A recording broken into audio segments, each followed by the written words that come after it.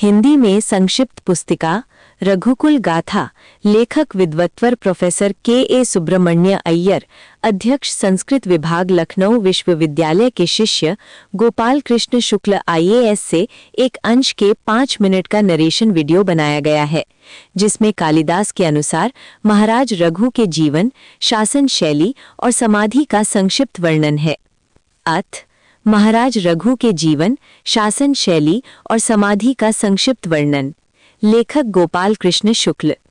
बहुत प्राचीन काल से भारतवर्ष में ये मान्यता चली आ रही है कि वैवस्वत मनु राजाओं में प्रथम राजा हुए।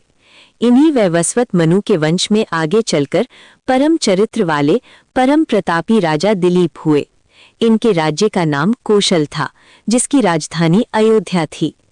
मगध की राजकुमारी सुदक्षिणा राजा दिलीप की रानी थी। रानी सुदक्षिणा उनकी मनोवृत्तानुसारिणी पत्नी थी। राजा दिलीप को केवल ये दुख था कि उनकी कोई संतान नहीं थी। अपने कुलगुरु वशिष्ठ के निर्देशानुसार कामधेनु की पुत्री नंदिनी गाय की 21 दिनों की सेवा के बाद नंदिनी के आशीर्वाद के अनुसार रानी सुदक्षिणा गर्भवती हुईं। कालिदास ने लिखा है कि इस अवस्था में अत्यंत कम मात्रा में आभूषण धारण करने वाली सुदक्षिणा का मुख लोध्र वृक्ष के समान पीला पड़ गया था। वो उस रात के समान हो गई थी जो सबेरा होने के समीप हो और जब तारा समूह तथा चंद्रमा का प्रकाश हल्का पड़ गया हो।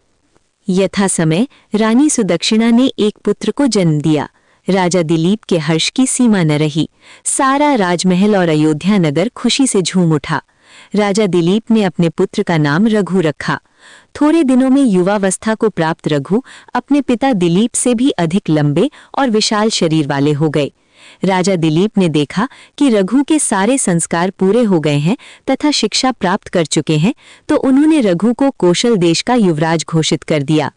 जब राजा दिलीप वृद्ध हुए तो नियम के अनुसार रघु को छत्र और राजचिन्ह अर्पित कर तपोवन चले गए, क्योंकि इक्ष्वाकु वंश के राजाओं की यही परंपरा थी।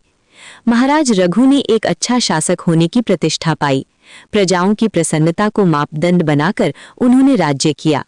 उनके सारे निर्णय शास्त्र सम्मत रहते थे। इसका आशय यही था कि प्रजाएं प्रसन्न रहें, उनमें खुशहाली रहे।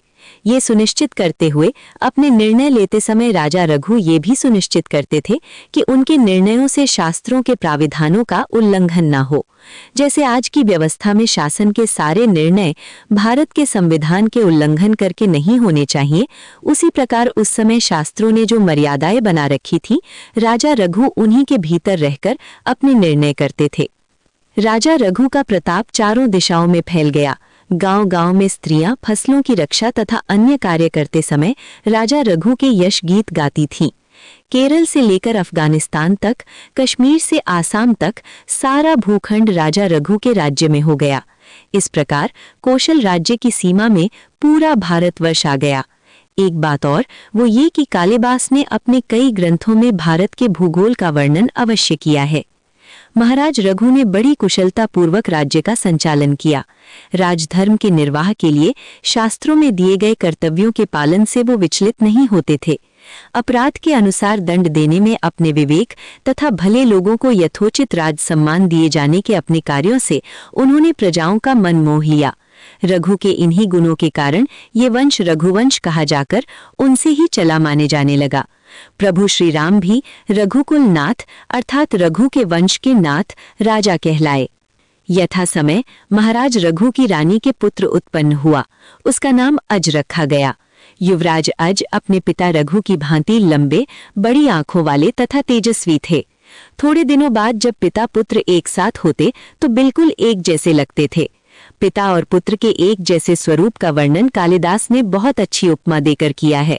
उन्होंने ये लिखा है कि पिता और पुत्र दोनों इतना एक जैसे थे कि मालूम होता था कि एक दीपक से दूसरा दीपक जला दिया गया है। इस बीच विदर्भ के राजा भोज ने अपनी बहन इंदुमती का स्वयंवर आयोजित किया और निमंत्रित युवराज के रूप में अज ने भी इसमें भाग लिया। इंदुमती ने अनेक राजाओं के बीच संकोच छोड़कर सहज और निर्मल दृष्टि से अज को देखकर उन्हें अपने पति के रूप में स्वीकार कर लिया और मधुक पुष्पों की बनी वरमाला अज के गले में पहना दी। युवराज अज इंदुमती को लेकर महाराज रघु के पास आए। महाराज रघु की प्रसन्नता का पारावार न रहा। थोड़े समय बाद राज्य का भार अज को सौंपकर महाराज रघु ने गृहस्थाश्रम छोड़ने की इच्छा प्रकट की। जैसा कि सूर्यवंशी राजा नियमतः पुत्र के समर्थ हो जाने पर राज्य का भार उसे सौंपकर स्वयं शेष जीवन बिताने के लिए नगर छोड़कर जंगल की राह लेते रहे हैं। ये बात युवराज अज को पता चली तो उन्होंने रोते हुए सिर झुकाकर अपने पिता रघु से प्रार्थना की कि वे वन जाने का निश्चय त्याग दें। इस पर महाराज रघु तैयार हो गए। वे शेष जीवन बिताने के लिए नगर के बाहर कुटी बनाकर उसमें रहने लगे। सन्यासी के रूप में महाराज रघु ने तपस्वी की तरह जीवन बिताया। थोड़े समय बाद उन्होंने शरीर त्याग किया और परमात्मा में लीन हो गए।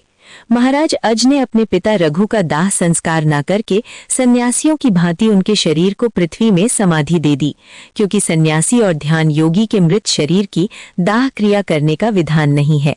तथापि पितृभक्ति के कारण शोक से विह्वल महाराज अज ने अपने पिता का विधि विधान पूर्वक श्राद्ध कर्म किया। इति